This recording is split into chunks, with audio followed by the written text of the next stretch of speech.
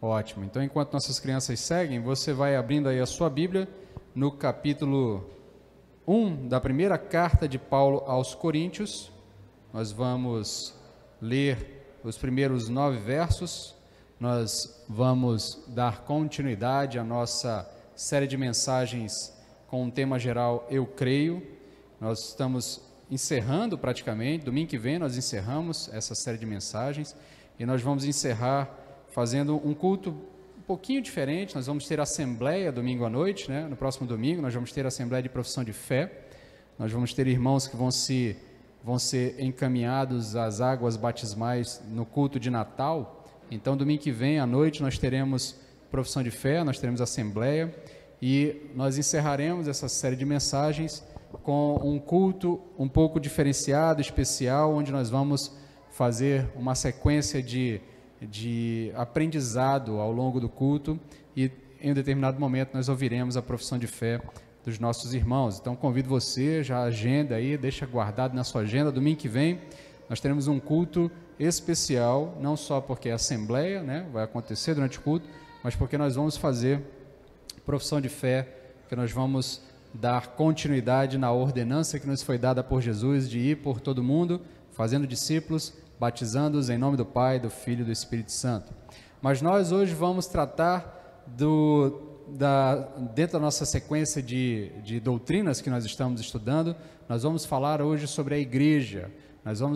O título da nossa mensagem é Eu Creio na Igreja, Una, Santa e Universal. Convido você a ler comigo a primeira carta do apóstolo Paulo aos Coríntios, capítulo 1, do verso 1 ao verso 9. O apóstolo Paulo nos diz o seguinte: Paulo, chamado para ser apóstolo de Jesus Cristo, pela vontade de Deus, e o irmão Sóstenes, a igreja de Deus em Corinto, aos santificados em Cristo Jesus, chamados para serem santos, com todos os que em todo lugar invocam o nome do nosso Senhor Jesus Cristo, Senhor deles e nosso.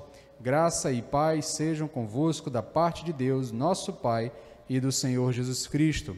Sempre dou graças a Deus por vós, pela graça de Deus que vos foi dada em Cristo Jesus, pois em tudo fostes enriquecidos nele, em toda a palavra, em todo o conhecimento, porque o testemunho de Cristo foi confirmado entre vós, de modo que não vos falta nenhum dom, enquanto aguardais a revelação de nosso Senhor Jesus Cristo. Ele também vos firmará até o fim, para serdes irrepreensíveis no dia do nosso Senhor Jesus Cristo. Fiel é Deus, para quem fostes chamados para a comunhão do seu Filho Jesus Cristo, o nosso Senhor. Vamos orar? Senhor, fala conosco agora, que nós vamos iniciar a entrega da Tua mensagem.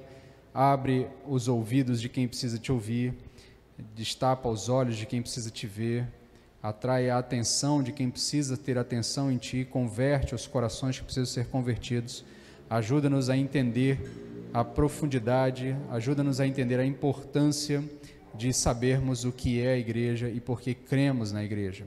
Auxilia-nos nas nossas limitações, nas nossas dificuldades, é o que Te pedimos, em nome de Jesus. Amém. Meus queridos, primeiramente nós precisamos, assim como em outros momentos, em outras mensagens, formar aqui uma base inicial. O primeiro ponto que nós precisamos entender é que o plano de Deus sempre foi ter um povo para si.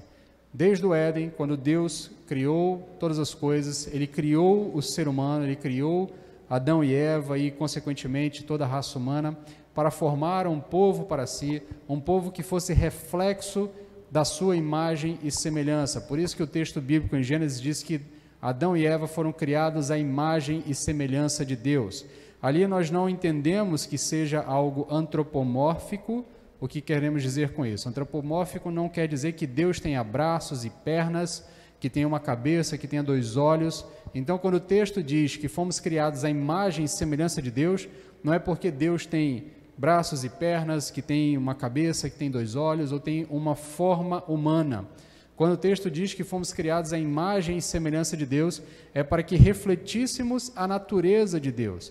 É para que, como criaturas suas, como corregentes da criação de Deus, nós fôssemos a imagem de Deus presente no mundo.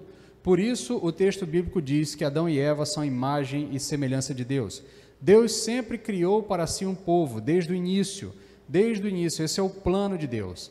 E a igreja, ainda que nós possamos ter interpretações um pouco divergentes sobre a relação entre igreja e Israel, tá? Isso é um assunto para um outro momento, por isso eu estou tratando logo no início.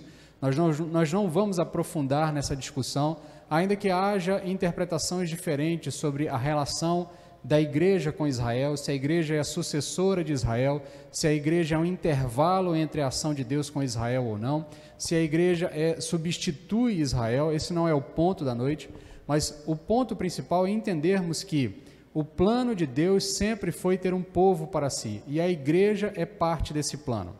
Então, para que nós possamos afirmar que cremos na igreja, nós precisamos acreditar que isso aqui não é uma invenção de homens.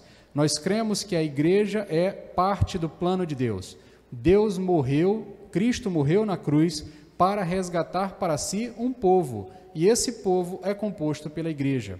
Cristo morre para salvar a igreja. Então, a igreja, ela é fundamental. Por que digo isso logo no início? Porque nós vivemos tempos em que a igreja é desvalorizada como instituição. Por tantos problemas que já tivemos ao longo dos tempos, seja pela má administração de homens, seja pela interpretação equivocada do texto bíblico, mas criou-se um movimento moderno de que é desnecessário a igreja. Desvalorizar a igreja, dizer que a igreja é desnecessária, é como se você fosse a um casamento e dissesse para o noivo que você não gosta da noiva dele. Você foi convidado para o casamento, você foi convidado porque é amigo do noivo, e você simplesmente diz para ele: olha, eu não gosto da sua noiva. Se você não gosta da noiva, automaticamente você está ofendendo o noivo. A igreja é chamada no texto bíblico de a noiva de Cristo. Se você não aprova a igreja, se você acha que a igreja é desnecessária, se você acha que a igreja não é parte do plano de Deus, consequentemente você está ofendendo o próprio Cristo, porque ele morre para resgatar a igreja.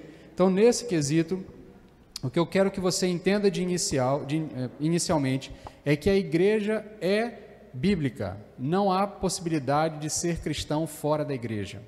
Ainda que algumas tradições, especialmente a tradição católica, tenha trazido a afirmação de que não há salvação fora da igreja com um viés, uma interpretação equivocada, nós queremos que você entenda que, em certo sentido, é impossível ser crente fora da igreja. A igreja é o povo de Deus. Nós vamos ver isso ao longo da noite, ao longo do texto que nós vamos analisar. A igreja é o povo de Deus. É impossível ser cristão e não estar agregado ao corpo. É igual você dizer que uma parte do corpo pode continuar vivendo sem estar ligada ao resto do corpo. É como se você dissesse que um dedo pode continuar existindo se ele não estiver ligado à mão ao braço e o braço ao resto do corpo.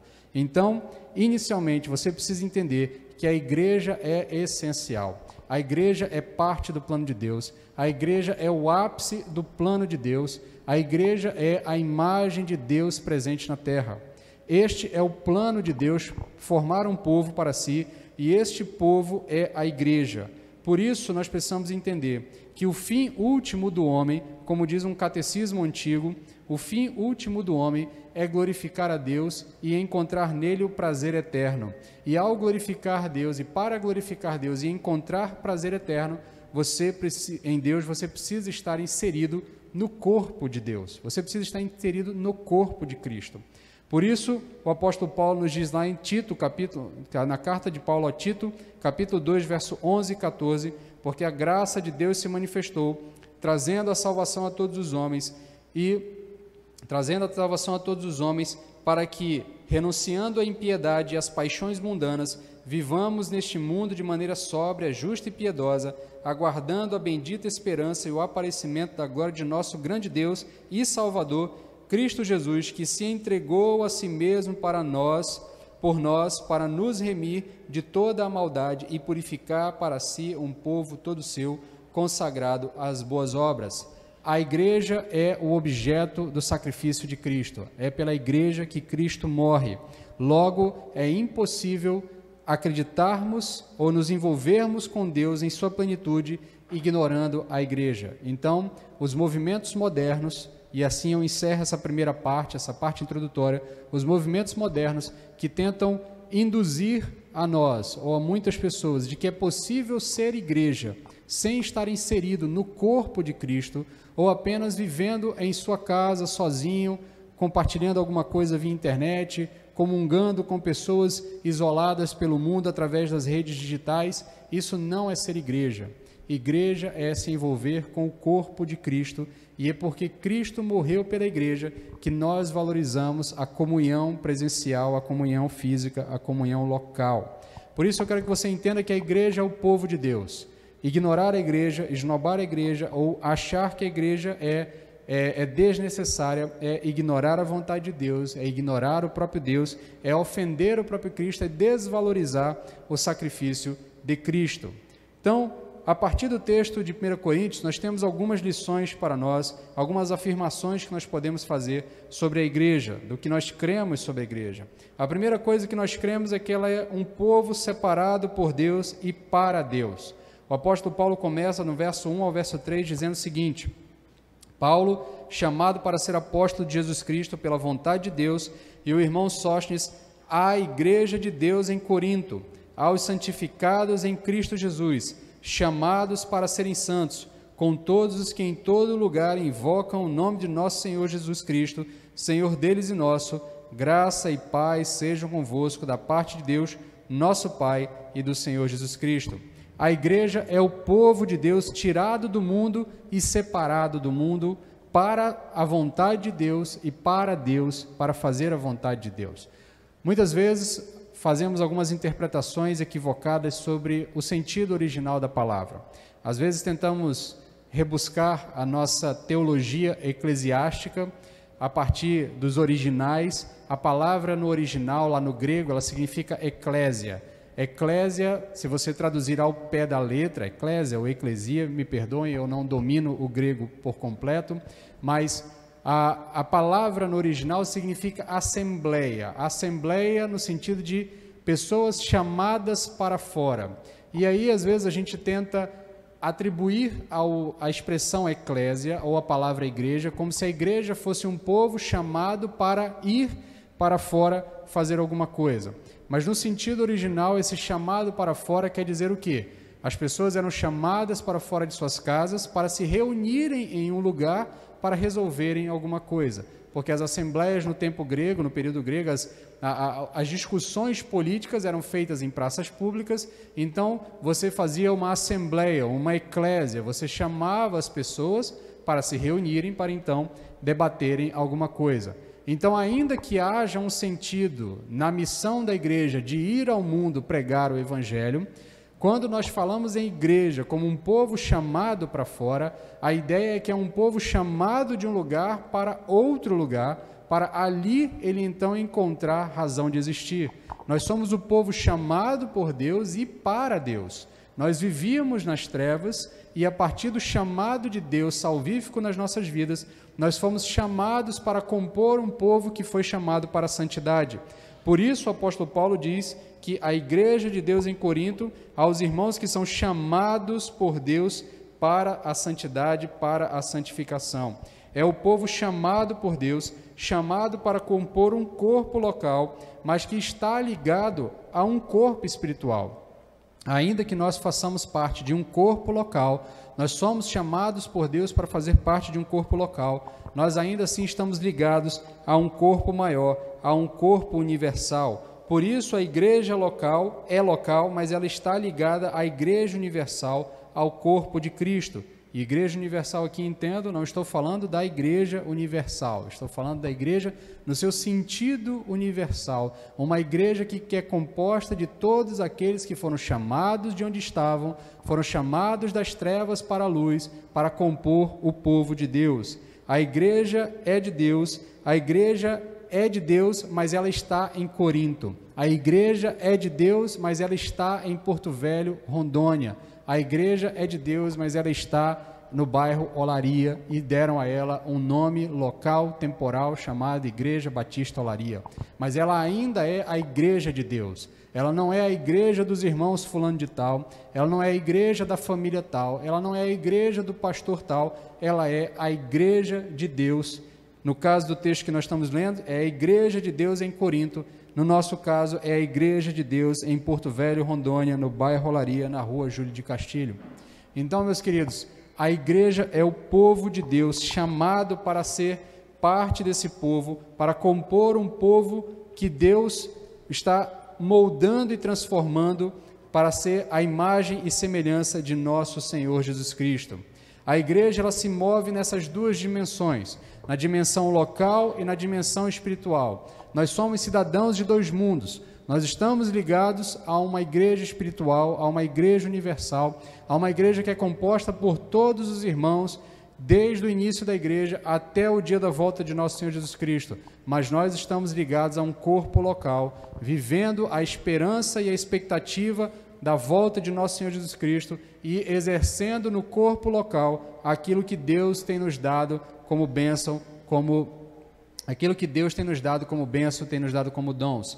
Somos cidadãos de dois mundos. Ao mesmo tempo que nós padecemos no tempo presente, vivemos em uma dimensão gloriosa, sentados à destra de Cristo, reinando vitoriosamente. A igreja é una, pois é um só Deus, porque Deus não tem vários povos, Deus tem só um povo.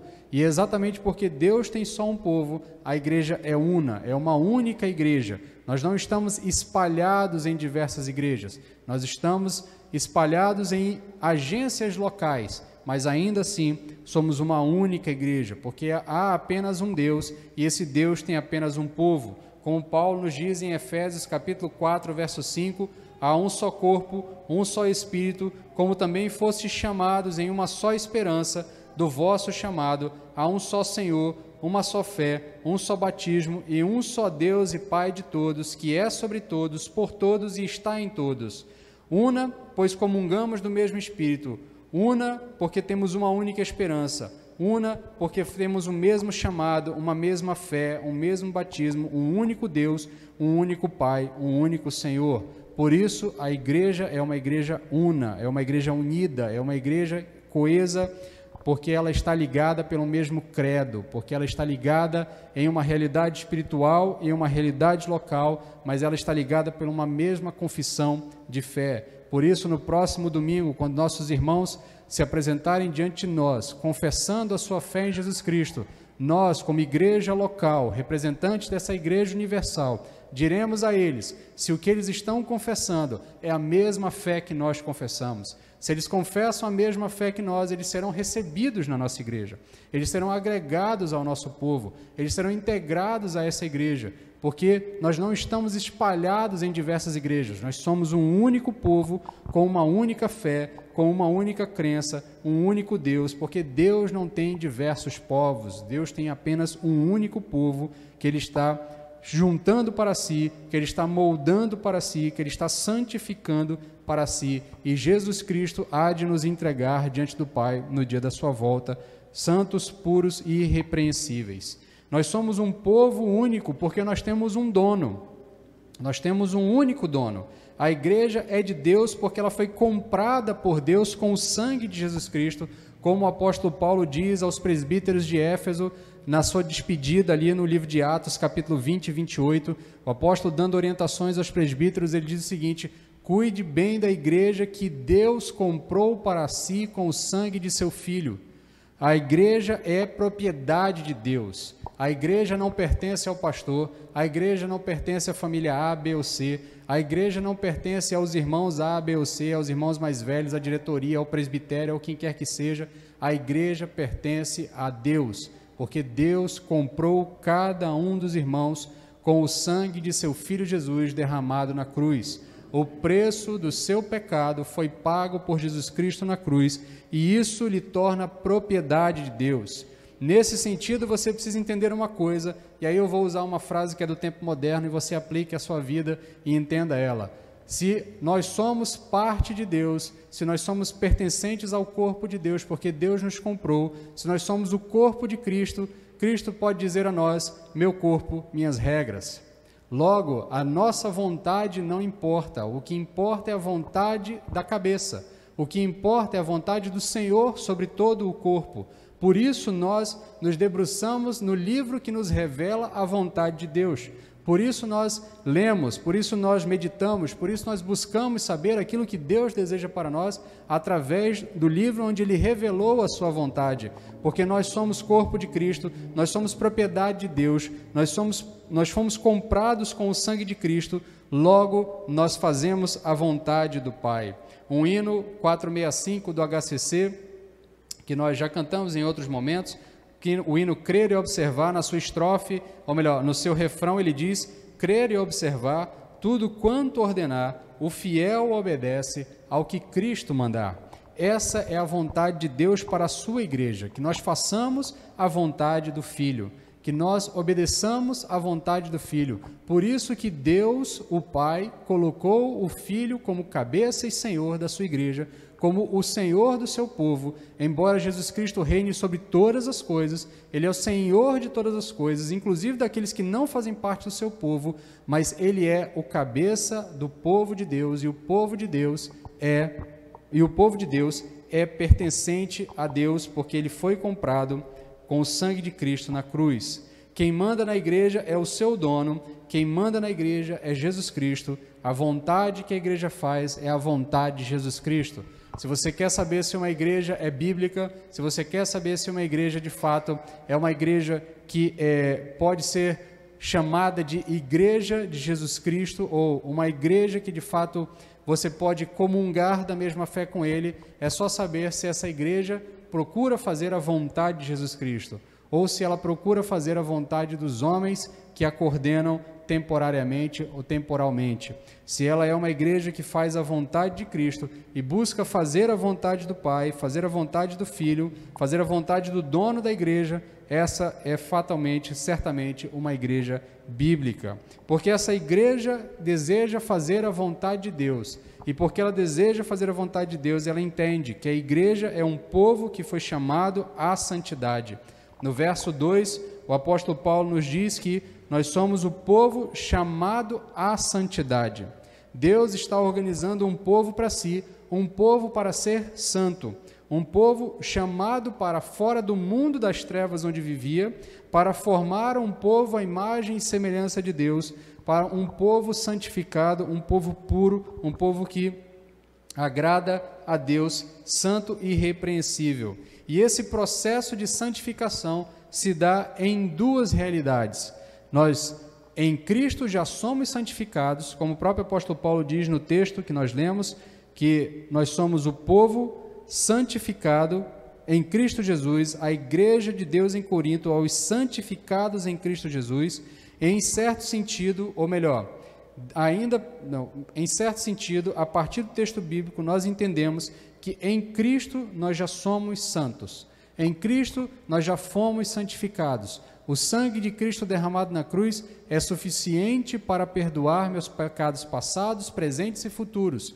Eu não devo mais nada a Deus mediante o sacrifício de Cristo na cruz, desde que o sacrifício de Cristo seja aplicado à minha vida por meio da confissão dos meus pecados e da minha confissão do senhorio de Cristo à minha vida. Então, em certo sentido, eu já sou santo, eu já sou plenamente puro. Em certo sentido, diante de Deus, Ele me olha, como nós cantamos em um outro hino, Ele nos olha alvos mais que a neve. Ele nos vê como alguém puro, sem manchas, sem nenhum tipo de mácula. Em Cristo Jesus, nós já somos santos, mas ao mesmo tempo, nós continuamos lutando contra os nossos pecados, contra a vontade da carne, e em certo sentido, nós ainda estamos sendo santificados. Por isso que o apóstolo Paulo continua no mesmo verso dizendo, aos santificados em Cristo Jesus, chamados para serem santos, porque nós fomos chamados para compor um povo santo. E esse processo de santificação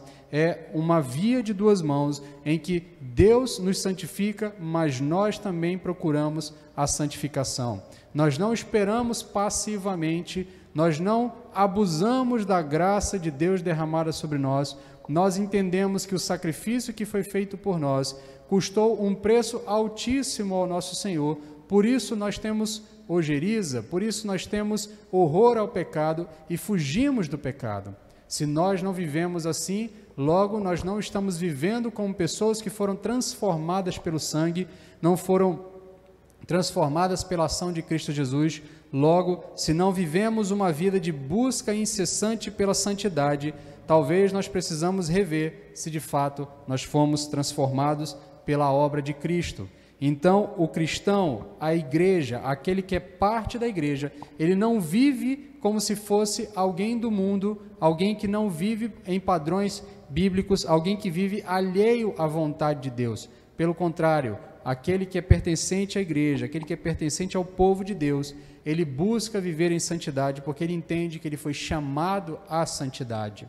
Ainda que nós tenhamos plena consciência de que todos os nossos pecados foram perdoados na cruz, como o apóstolo Paulo nos diz lá em Colossenses, o escrito de dívida que era contra nós foi pregado no madeiro. Nós temos plena consciência de que não há absolutamente mais nada a nos ser cobrado. Por isso o apóstolo Paulo também diz aos romanos que nada nos separará do amor de Deus, que não há nenhum tipo de acusação que possa ser feito contra nós, que nos separe do amor de Deus. Ainda assim, nós entendemos que fomos chamados para viver em santidade. E porque sabemos que Jesus Cristo venceu o pecado na cruz, nós podemos dizer não ao pecado e viver uma vida em santidade.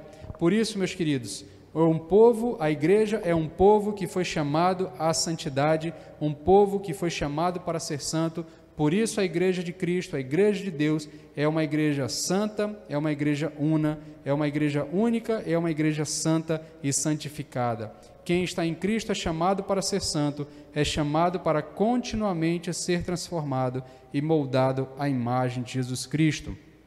A igreja é uma igreja que é chamada para ser moldada à imagem de Jesus Cristo, porque ela entende que ela faz parte de uma família universal. Por isso nós podemos dizer que a igreja é una, é santa e ela é universal. Com todos, por isso o apóstolo Paulo diz no finalzinho do verso 3, com todos os que em todo lugar invocam o nome de nosso Senhor Jesus Cristo, Senhor deles e nosso. Jesus não é propriedade de nenhuma denominação evangélica ou tradição cristã.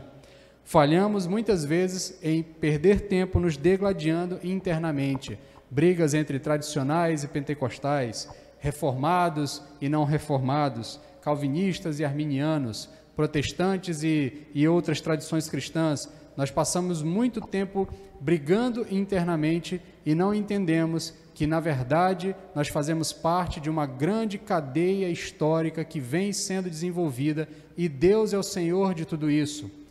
A nossa denominação não iniciou a tradição cristã.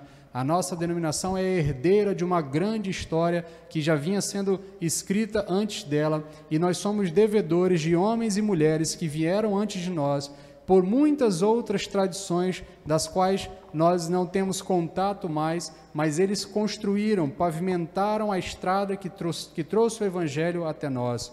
Isso não significa que nós vamos ignorar heresias ou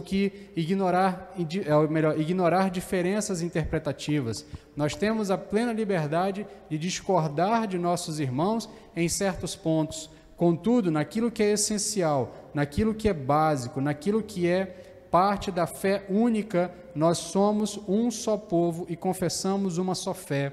E nós somos um povo que está espalhado em diversas agendas, em diversas agências, e todo esse povo integra uma grande igreja universal, uma grande igreja que faz parte de todo esse povo de Deus. Jesus Cristo não é propriedade de nenhuma denominação ou de tradição cristã. Muito pelo contrário, as tradições cristãs e as tradições denominacionais é que pertencem a Jesus Cristo. Nós temos que aprender com os nossos irmãos a analisar tudo aquilo que eles têm produzido ao longo da história e reter o que é bom. Nós podemos aprender muito com o zelo pentecostal, com a oração e a busca pelos dons espirituais. Nós podemos aprender com o zelo dos reformados, no seu desejo pelo aprofundamento teológico. Nós podemos aprender com o zelo dos históricos e os seus movimentos missionários. Nós podemos aprender com o zelo das igrejas modernas na comunicação do Evangelho a uma geração que nasceu em um outro ambiente, num ambiente digital, com outro tipo de percepção do mundo. Nós podemos aprender com os nossos irmãos luteranos, anglicanos e diversas outras tradições que têm todo um zelo pela liturgia do culto, que muitas vezes nós abrimos mão, nós abandonamos por conta de de pensamentos equivocados ou de tentativas de modernizar aquilo que não precisa ser modernizado. Em certo sentido, nós podemos aprender com as diversas tradições cristãs, porque todas elas, desde que confessem Jesus Cristo como Senhor e Salvador, desde que entendam que há um só Deus, um só Senhor, um só batismo, elas são nossas irmãs. Ainda que nós discutamos que determinado texto bíblico deve ser interpretado do jeito A ou B, ou que determinada tradição de sacramentos ou de ordenanças da igreja deva ser realizada da forma A ou da forma B, isso não nos impede de termos plena comunhão com os nossos muitos irmãos espalhados em toda a face da terra, em diversas denominações, em diversas tradições, porque tudo isso é graça de Deus. Tudo deve ser analisado e retido naquilo que é bom. Por isso o apóstolo Paulo diz que com todos aqueles, no finalzinho do verso diz, com todos os que em todo lugar invocam o nome do nosso Senhor Jesus Cristo, Senhor deles e Senhor nosso. Todo aquele que invoca o nome do nosso Senhor Jesus Cristo e vive sob o senhorio de Cristo é meu irmão, é seu irmão, é parte da igreja de Deus. A universalidade da igreja é consequência da obediência da igreja, que se espalhou por todo o mundo, anunciando o evangelho de Cristo, fazendo discípulos por todos os cantos da terra. Por isso essa igreja está espalhada em diversos locais, com diversas tradições, com diversas características, mas desde que confesse Jesus Cristo como Senhor e Salvador, desde que viva sob o senhorio de Jesus Cristo como seu Senhor e Salvador, é parte da igreja que é una, que é santa e que é universal. E essa igreja é um povo enriquecido pela graça de Deus.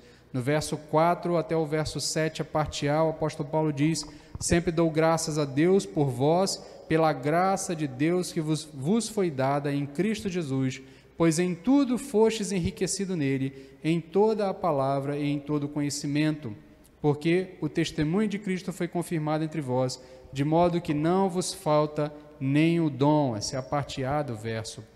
A igreja não é só separada, mas ela é agraciada e enriquecida por Deus. O apóstolo Paulo, em Efésios capítulo 1, verso 3, diz: bendito seja o Deus e Pai de nosso Senhor Jesus Cristo, que nos abençoou com todas as bênçãos espirituais nas regiões celestiais em Cristo. Nós somos um povo abençoado. Nós somos um povo abençoado e enriquecido porque Deus fala conosco.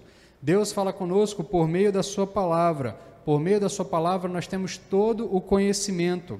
Deus nos abençoa porque Deus nos derrama sobre nós toda sorte de dons. Deus nos dá tudo aquilo que é necessário para fazermos a vontade de Deus. Como o apóstolo Paulo diz aos coríntios, dizendo que entre os coríntios não faltou nenhum dom. Nós somos enriquecidos por Deus porque Deus derrama sobre nós dons. Nós temos todos os recursos para fazer a vontade de Deus, a sua revelação, a revelação da sua vontade, a sua palavra. Nós temos o conhecimento dessa revelação, a capacidade de estudar e entender e interpretá-la e aplicá-la às nossas vidas, e nós temos a capacidade de colocar aquilo que aprendemos em prática por meio dos nossos dons. Não pense que a sua capacidade de longanimidade com as muitas dificuldades de relacionamentos que podemos ter em nossas igrejas é fruto da sua própria natureza. Isso é dom de Deus na sua vida, é graça derramada sobre a sua vida.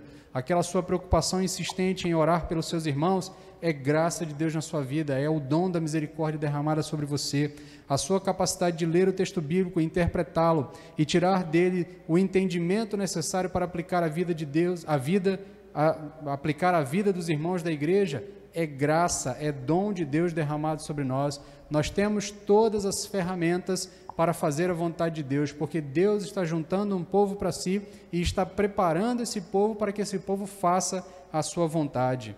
Um dos pais da igreja, Agostinho de Hipona, em uma das suas orações do livro As Confissões, diz o seguinte: Senhor, dá-me a tua vontade antes e depois me comanda fazer a tua vontade.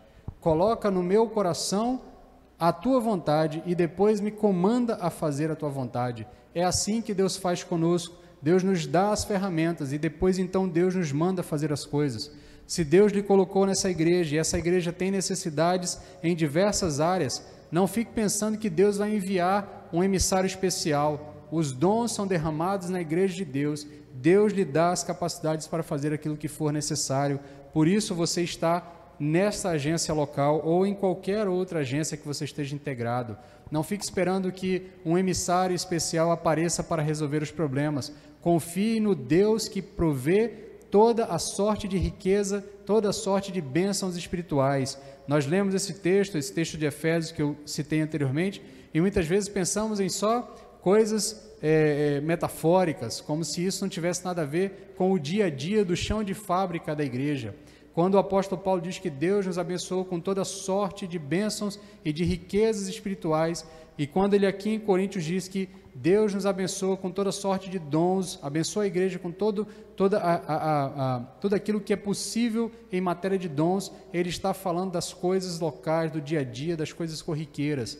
Essa igreja tem todas as ferramentas necessárias para fazer a vontade do Pai. Ela tem a revelação, ela tem o conhecimento e ela tem o dom para fazer aquilo que Deus deseja fazer. O que nós precisamos fazer diante disso é entender isso e colocar isso em prática. Nós não podemos esperar que algo extraordinário aconteça para que então possamos fazer alguma coisa. Deus age por meio do seu povo, porque esse é o povo que Deus chamou para si, e é esse povo que ele tem transformado à imagem e semelhança de Jesus para compor o seu povo. Isto é a maior riqueza que alguém pode desejar, ser chamado por Deus para fazer a vontade de Deus e agradar a Deus. Esse povo, a igreja, é o povo que aguarda a volta de Jesus Cristo. O apóstolo Paulo, na parte B do verso 7, na segunda parte do verso 7, ele diz o seguinte: enquanto aguardais a revelação de nosso Senhor Jesus Cristo. A expectativa pela volta de nosso Senhor Jesus Cristo nos faz desejar viver uma vida em santidade. Porque vivemos uma vida em santidade porque esperamos a volta de nosso Senhor. Quando nós deixamos de esperar a volta de nosso Senhor, nós abrimos mão da santidade. Porque muitas vezes temos uma igreja impura, porque muitas vezes temos uma igreja vivendo como se não tivesse sido transformada pelo Evangelho, porque essa igreja deixou de esperar a volta de Jesus Cristo. A expectativa escatológica, a expectativa da volta do nosso Senhor é o que nos motiva a viver em santidade, porque nós sabemos que só os puros, só os santos, só aqueles que foram lavados pelo sangue de nosso Senhor Jesus Cristo é que serão recebidos na graça eterna. Por isso nós desejamos viver uma vida ardente, aguardando ardentemente a volta de nosso Senhor Jesus Cristo. Quando nós abandonamos a expectativa da volta de nosso Senhor, nós abandonamos a busca pela santidade. João, na sua carta, na primeira carta de João, capítulo 1, verso de 1 a 3, ele diz o seguinte: vede que grande amor o Pai nos tem concedido, o de sermos chamados filhos de Deus, o que realmente somos. Por isso o mundo não nos conhece, porque não o conheceu. Amados, somos filhos de Deus, ainda não se manifestou o que havemos de ser, mas sabemos que, quando Ele se manifestar, seremos semelhantes a Ele, pois o veremos como Ele é, e todo o que tem nele essa esperança purifica a si mesmo, assim como Ele é puro. A igreja de Deus, a igreja de Cristo, o povo de Deus, é um povo que vive aguardando a volta de nosso Senhor. Eu já citei em outros momentos, uma citação que é atribuída a C.S. Lewis, o autor das Crônicas de Nárnia e de outros livros também muito interessantes. Ele diz o seguinte: se nós encararmos a vida como um hotel, se nós encararmos uma vida como um hotel, ainda que encontremos algum nível de desconforto, porque a cama do hotel, por mais boa que seja, nunca é igual à nossa cama, nunca é igual às nossas coisas em casa. O banheiro do hotel, por melhor que seja, não é igual ao banheiro da nossa casa. Mas se nós encararmos a vida como um hotel, ainda que nós encontremos um nível de desconforto, nós podemos nos acostumar, nós podemos nos manter ali. Dá para levar, dá para ficar. E com isso, nós nos esquecemos que o hotel é uma passagem, o hotel não é o ponto final. Mas se nós encararmos a vida como um trem seguindo em direção a um local, a uma estação final, nós seremos capazes de suportar todo o desconforto, sabendo que logo mais chegaremos na estação final, no local para onde de fato estamos indo, nós não pararemos no meio do caminho. Então, por isso, meus irmãos, se nós perdermos a expectativa daquilo que de fato nós esperamos, que é a volta de nosso Senhor, que é novos céus e nova terra, que é a realidade eterna, a realidade da perfeição, onde não haverá mais choro, nem lágrimas, onde não haverá mais pecado, onde não haverá mais morte, onde não haverá mais a perdição. Se nós perdermos essa expectativa, nós fatalmente nos acostumaremos a esse mundo e logo nos sentiremos em casa, quando na verdade nós não estamos em casa, nós somos peregrinos em terra estranha, nós estamos caminhando para a nossa casa, para a terra prometida para o povo de Deus. Então, a igreja de Deus é a igreja que aguarda a volta de seu Senhor, a volta de Jesus Cristo. E por fim, a igreja de Deus é o povo que depende da fidelidade de Deus. Verso 8 e verso 9, ele também vos firmará até o fim, para serdes irrepreensíveis no dia do Senhor Jesus Cristo. Fiel é Deus, por quem fostes chamados para a comunhão de seu Filho Jesus Cristo, nosso Senhor. Somos chamados a uma vida de santidade, mas sabemos que por nossos próprios esforços não conseguiremos viver em santidade. Por isso a igreja é o povo que depende da graça. A igreja é o povo que depende do favor de Deus derramado a ele. Paulo nos diz que ele, Jesus, também nos firmará, vos firmará até o fim, para serdes irrepreensíveis no dia de nosso Senhor Jesus Cristo. Porque cremos na fidelidade de Deus para com o seu povo, caminhamos confiantes, sabendo que ele nos dará as condições para fazer a sua vontade. Só seremos salvos porque Deus é fiel. Porque Deus nos chamou para a comunhão com nosso Senhor Jesus Cristo, é que temos a confiança de que chegaremos ao dia do nosso Senhor, ao grande dia, puros, santos e irrepreensíveis. Fiel é Deus por quem fostes chamados para a comunhão de seu Filho Jesus Cristo, nosso Senhor. A igreja é o povo que depende única e exclusivamente da fidelidade de Deus. Nós aguardamos pela fidelidade de Deus, nós esperamos pela fidelidade de Deus, nós fazemos tudo com base na fé que Deus há de cumprir a sua palavra em nosso favor. Fiel é aquele que nos chamou, fiel é aquele que começou a obra e terminará a obra em nós, fiel é aquele que prometeu a vitória, fiel é aquele que disse que um dia voltará, porque ele é fiel, porque ele não é homem para mentir, porque ele é Deus e puro e sempre verdadeiro. A igreja de Deus permanece militante na terra, lutando contra tudo e contra todos que se levantam contra ela. E porque Deus disse que as portas do inferno não prevaleceriam sobre a igreja, nós temos a plena confiança que esta igreja estará presente na volta de Cristo, diante de Deus, e será entregue pura, santa e irrepreensível para o Pai, para o povo de Deus. Esta é a igreja que nós cremos. Esta é a igreja que a Bíblia nos apresenta. Esta é a verdadeira igreja. Eu sei que em nosso tempo nós temos muitas frustrações com igrejas. Muitas pessoas estão frustradas com administrações, com lideranças, com charlatões, com falsos mestres que se apresentam. Mas esses não são a igreja do Senhor. A igreja do Senhor é o que o texto bíblico nos revela. E o que nós anunciamos nessa noite é o que a Bíblia nos fala sobre a igreja de Deus. E é nesta igreja que nós cremos. Nós cremos na igreja que é um povo único, porque você foi chamado para fazer parte de um corpo, para se unir a um corpo. Deus lhe colocou em uma agência local, mas você é parte de um corpo maior. Você é parte do corpo de Cristo. Deus lhe colocou em uma agência local, em um endereço físico. Aqui você será abençoado e abençoará os outros irmãos com os dons que Deus deu a você e aos seus irmãos. Aqui você poderá fazer a vontade de Deus. Nós somos unidos pela mesma crença, pela mesma esperança, pelo mesmo chamado.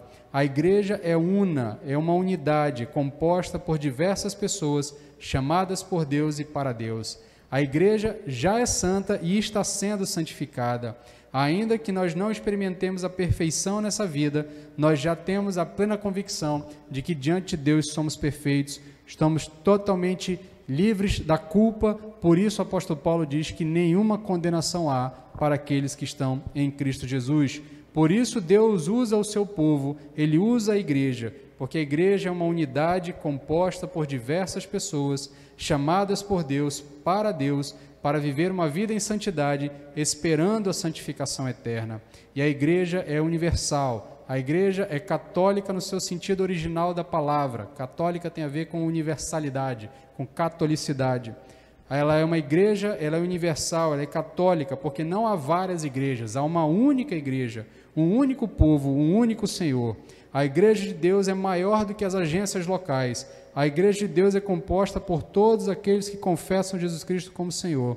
A arrogância judaica de achar que eles eram o único povo de Deus e que Deus não se revelaria a outros povos, fez com que eles não enxergassem o Cristo encarnado diante deles, o Deus encarnado diante deles, e por isso eles padeceram em muitas coisas, porque ignoraram a revelação presente diante deles. Nós podemos cometer o mesmo erro se acharmos que somos melhores do que outras tradições cristãs, porque a nossa tradição A ou B é assim ou assado. Quando nós precisamos ter a humildade de saber que Deus se revela a quem Ele quer, e todo aquele que confessar Jesus Cristo como Senhor e Salvador é meu irmão, é seu irmão, e estará conosco no paraíso, estará conosco na vida eterna, glorificando a Deus para todos sempre. Toda a igreja local que prega Cristo como único e suficiente Salvador, se ele prega para todo o desígnio de Deus, ela é composta por nossos irmãos. A igreja é uma unidade composta por diversas pessoas, chamadas por Deus, para viver uma vida de santidade, esperando a santificação eterna, juntamente com todos que em todo lugar confessam o nome de Jesus como o único e suficiente Salvador. Nós cremos nessa igreja, é nessa igreja que nós cremos, é essa igreja que desejamos ser, é essa igreja que ensinaremos aos nossos novos convertidos, aqueles que forem se unindo a nós a ser. É essa igreja que eu convido você a juntar forças, a se unir, a se integrar, para que esta igreja que nós anunciamos, que nós cremos, seja a igreja que o mundo veja, seja a igreja que o mundo enxergue, e por meio das nossas vidas, eles possam glorificar a Deus e encontrar salvação por meio da mensagem que anunciaremos. Que Deus fale conosco, que Deus aplique aos nossos corações a sua palavra, que Deus nos transforme e que Deus faça de nós essa igreja que a Bíblia nos apresenta. Vamos orar? Senhor, tem misericórdia de nós, ajuda-nos a ser essa igreja, Pai. O desejo do nosso coração é ser a igreja que o texto bíblico nos apresenta, porque entendemos que o texto bíblico é a Tua palavra e a partir dele é que nós entendemos o que devemos fazer. Então, auxilia-nos nas nossas dificuldades, transforma a nossa incompreensão, abre o nosso entendimento para que sejamos essa igreja unificada, essa igreja santa em santificação, essa igreja composta por todos aqueles que confessam o nome de Jesus Cristo como Senhor e Salvador, no nome de quem nós oramos. Amém.